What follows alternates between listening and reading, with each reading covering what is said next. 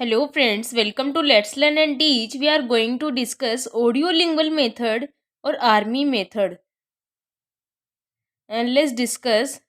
And the point number one is the audiolingual method of teaching had its origin during World War II when it became known as the army method or new method. देखिए friends, audiolingual method को हम army method के नाम से भी जानते हैं और इसको न्यू मेथड भी कहते हैं। अब सबसे पहले हम देखेंगे कि इसका ओरिजिन कब हुआ, यानी इसकी उत्पत्ति कब हुई, कब आर्मी मेथड को यूज में लिया गया।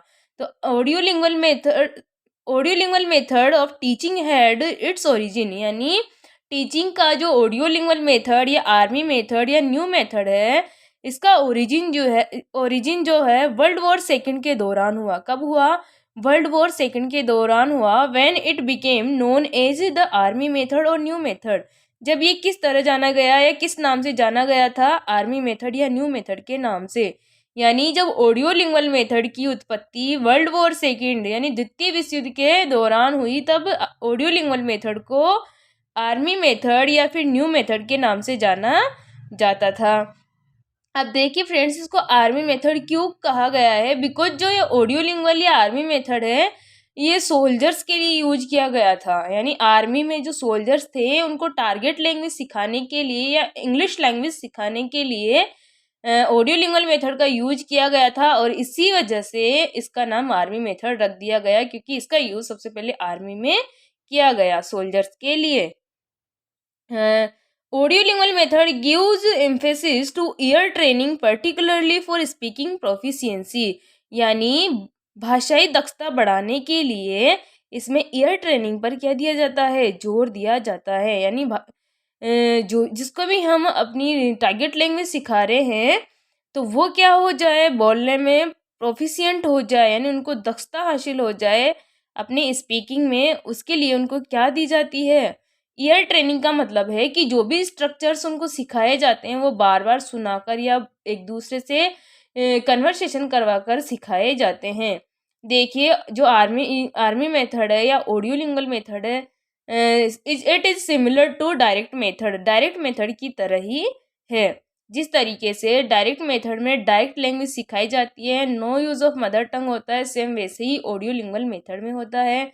जिस तरह से वहाँ पर टीचिंग यूनिट सेंटेंस होती है, स्ट्रक्चर होती है, उसी तरह से इसमें भी सेंटेंस या स्ट्रक्चर्स लर्नर को सिखाए जाते हैं। तो ऑडियोलिंगुअल मेथड जो है किस पर जोर देता है? तो ईयर ट्रेनिंग पर जोर देता है।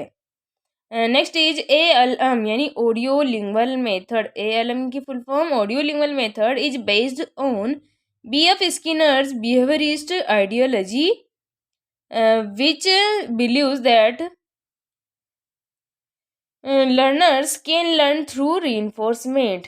ऑडियोलिंगुअल मेथड जो है या आर्मी मेथड या न्यू मेथड है, ये किस पर बेस्ड है? तो BF स्किनर, जो कि हमारे एक साइकोलॉजिस्ट हैं, उनकी बिहेवियरिस्ट आइडियोलॉजी पर क्या है? ये बेस्ड है या उस पर आधारित है। यानी BF स्किनर का एक सिद्धांत दिया हुआ है, व्यवहारवाद का सिद्धांत या व्यवहारवाद की जो थ्योरी दी गई है उस पर आधारित है क्या? Audiolingual method.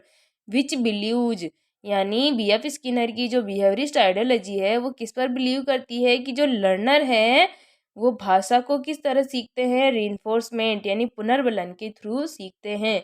यानी लर्नर ने 10 स्ट्रक्चर याद कर लिए, तो आप उनको क्या दे रहे हो? फिर बाद में पुनर्बलन दे रहे हो, रीइंफोर्समेंट दे रहे हो। तो उससे क्या है? लर्नर इजी वे में और जल्दी से क्या करेगा? अपनी भाषा या टारगेट लैंग्वेज सीख लेगा।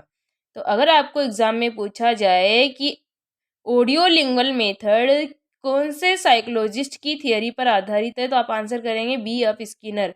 और आपसे पूछा जाए कौन सी आइडियोलॉजी या कौन सी थियरी पर आधारित है, तो आप बताएंगे बिहेवियरिस्ट थियरी पर। और फिर आप अगर आपसे क्वेश्चन पूछा जाए कि BF स्किनर की बिहेवियरिस्ट थियरी के अकॉर्डिंग लर्नर भाषा को किस तरह लर्न कर सकता है, तो रीइंफोर्समेंट के आधार पर या रेनफोर्समेंट की वजह से लर्न कर सकता है। तो ये 3 टर्मिनोलॉजी याद रखिएगा, BF स्किनर की बिहेवियरिस्ट आइडियोलॉजी और किस वजह से या किसके थ्रू सीख सकता है, तो पुनर्बलन या रेनफोर्समेंट के थ्रू लर्नर अपनी टारगेट लैंग्वेज सीख सकता है। Are you getting me? Next point is the teaching unit in audiolingual method is a particular structure. Audiolingual method में जो टीचिंग यूनिट होती है वो क्या होती है, एक पर्टिकुलर स्ट्रक्चर होता है, यानी एक बना बनाया सेंटेंस होता है। सिर्फ एक ही नहीं होता है, कई सारे स्ट्रक्चर्स लर्नर को सिखा दिए जाते हैं, रटा दिए जाते हैं। यानी इसमें डायलॉग जो नहीं होता, क्या हम बातचीत करते हैं, आपने पढ़ा भी होगा, एग्जाम में भी आता था बोर्ड क्लास में कि डायलॉग लिखो, तो उसी तरह के डायलॉग लर्नर को इंग्लिश लैंग्वेज लर्न करने के लिए सिखाए जाते थे, या पर्टिकुलर स्ट्रक्चर्स के डायलॉग लर्नर को सिखाए जाते थे और सिखाए जाते हैं ऑडियो लिंगुअल मेथड में। Audio lingual method gives importance to correct pronunciation. Audio lingual method जो है किसको महत्वपूर्ण मानता है, तो करेक्ट प्रोनाउंसिएशन यानी सही उच्चारण को। ऑडियो लिंगुअल मेथड में किसको महत्वपूर्ण माना जाता है, तो करेक्ट प्रोनाउंसिएशन को महत्वपूर्ण माना जाता है, यानी आप सही उच्चारण करें किसका, स्ट्रक्चर्स का, अपनी लैंग्वेज का। Next point is the audio lingual method is based on memorisation of dialogues. जो ऑडियो लिंगुअल मेथड है ये किस पर जोर देता है, तो ये किस पर आधारित है या जोर देता है, तो ये डायलॉग के मेमोराइजेशन पर, यानी आप डायलॉग को क्या कर लो, याद कर लो, मेमोराइज कर लो, उनको रट लो, इस पर आधारित है क्या, ऑडियो लिंगुअल मेथड। अगर आपको एग्जाम में क्वेश्चन पूछा जाए कि ऑडियो लिंगुअल मेथड किस पर आधारित है, तो आपको आंसर टिक करना है ALM is based on memorisation of dialogues. आपसे पूछा जाए कि ऑडियो लिंगुअल मेथड में टीचिंग यूनिट क्या है, तो आप आंसर करेंगे अ पर्टिकुलर स्ट्रक्चर और सेंटेंस। पूछा जाए कि किस पर जोर दिया जाता है, ये क्या महत्वपूर्ण है, तो बताएंगे correct pronunciation, intonation, rhythm etcetera are the important points of audiolingual method.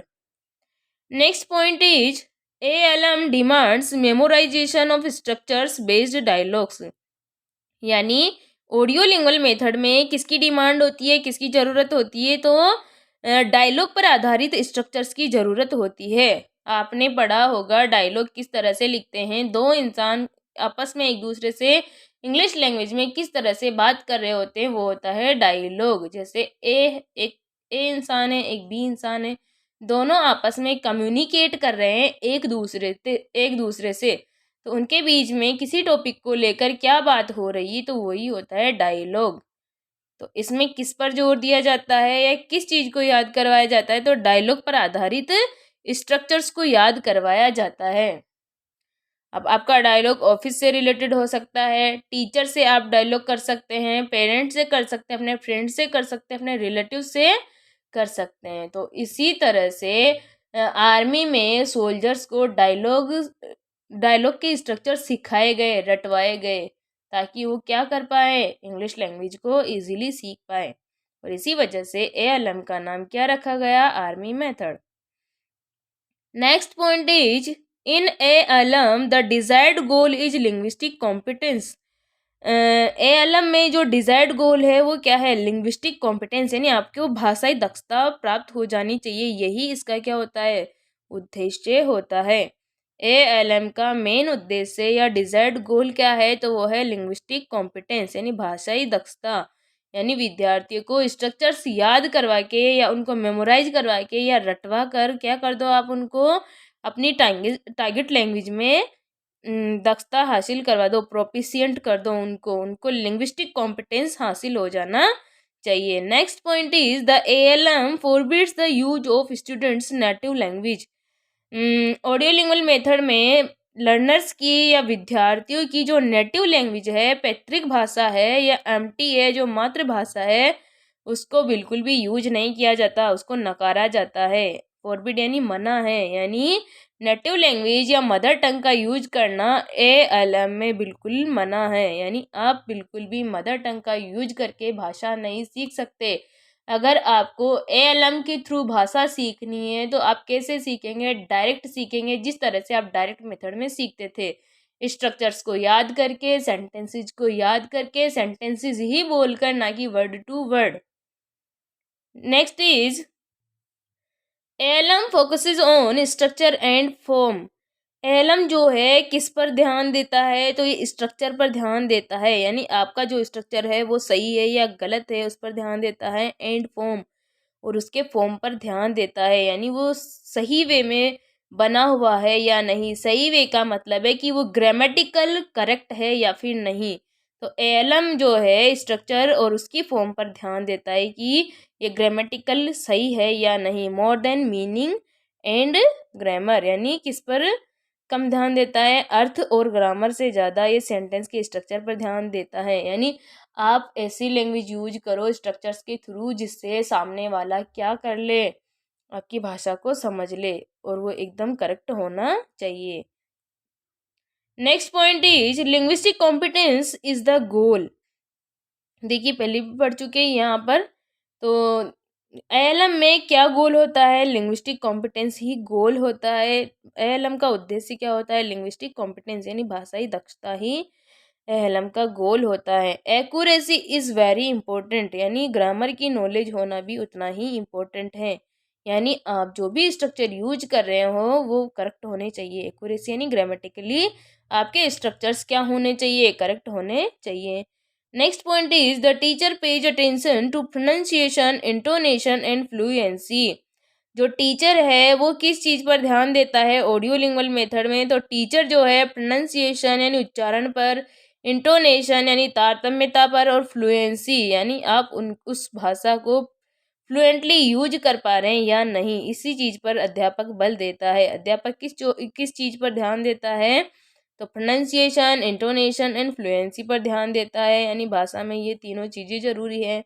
Next point is correct work is done directly and immediately, यानी अगर लर्नर या स्टूडेंट जो है भाषा को सीखने में कोई गलती कर रहा है तो उसको तुरंत के तुरंत और प्रत्यक्ष रूप से क्या किया जाता है, सही किया जाता है। जबकि हमारा जो सीएलटी था उसमें ऐसा नहीं था, वहाँ पर गलतियाँ जो है टॉलरेट की जाती थी। यहाँ गलतियाँ टॉलरेट नहीं की जाती है, यहाँ गलतियों को तुरंत सुधारा जाता है। तो अगर आप कंपैरेटिवली किसी चीज़ को पढ़ते हैं तो वो चीज़ जल्दी याद होती है। अगर आप ऑडियो लिंगुअल मेथड को डायरेक्ट मेथड से कंपेयर करके पढ़ेंगे तो बहुत इजीली लर्न हो जाएगा। ओके, तो ये था हमारा ऑडियो लिंगुअल मेथड। इसके 2-4 पॉइंट्स हम मेरिट्स एंड डिमेरिट्स के कल डिस्कस करेंगे और कल नया मेथड उन्हीं पॉइंट्स के साथ कंप्लीट करेंगे। Okay, thanks for watching. If you like the session then do like and share the video and subscribe the channel and share it with your friends and in your groups. Thank you.